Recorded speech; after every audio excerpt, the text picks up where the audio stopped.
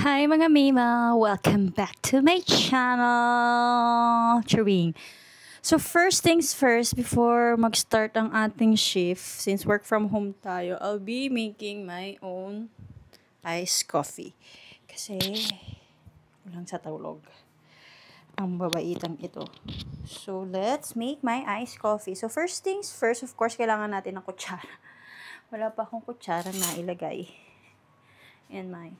So, this is my baso. Ito yung gagamitin natin. Then, I have this cute na lagayan. Then, let's have 2 scoop of ice coffee. 2 scoop of coffee. Then, I'll put 1, 2 sugar also. Then, hold on. Let me just get my water first. Okay, wala tayong water. I'll have like warm water here. I'll just get some. So, kumukuha tayo ng water. Then, place here a little stir.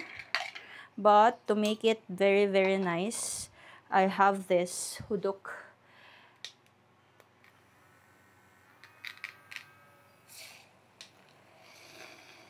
And it will really make our coffee na matunaw. And make some bubble. Yan. Normally, ganito ang way ko how I do my iced coffee. And when it's done, I'll just have it like that. Then, I'll just put it here later on.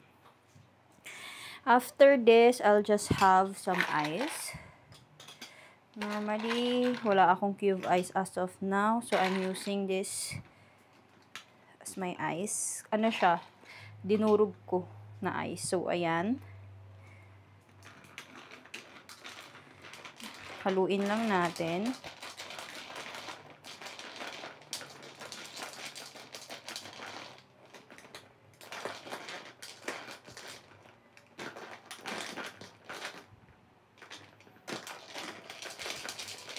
And let's pour some outside milk.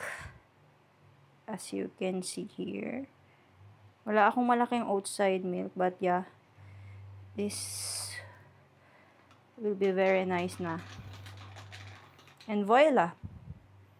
We have the iced coffee. Yay!